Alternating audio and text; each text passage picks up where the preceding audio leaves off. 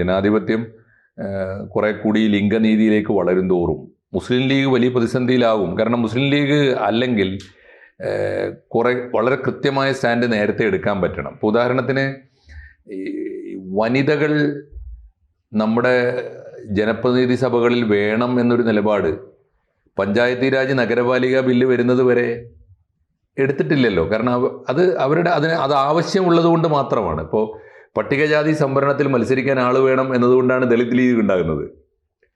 അതുപോലെയാണ് ഇപ്പോൾ സ്ത്രീകളെ ആവശ്യമുണ്ട്.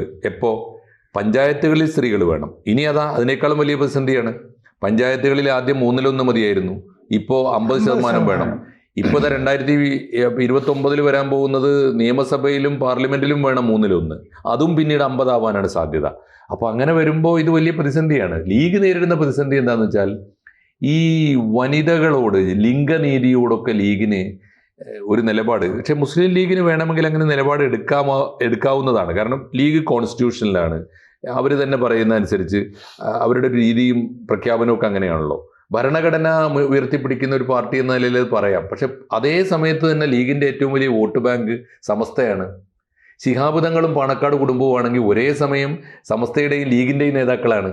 ഈ ഒരു ക്രൈസിസ് ഏതാണല്ലോ കഴിഞ്ഞ ദിവസം ഇദ്ദേഹത്തിൻ്റെ മുനവ്വർ അലി ശിഹാബ് തങ്ങളുടെ മോള്, അത് വളരെ വിപ്ലവകരമായ നടപടിയാണല്ലോ. പാണക്കാട്ടെ തങ്ങൾ കുടുംബത്തിൽ നിന്നൊരു ബീവിക്കുട്ടിയുടെ പടം ആദ്യമായിട്ട് ലോകം കാണുകയാണ്.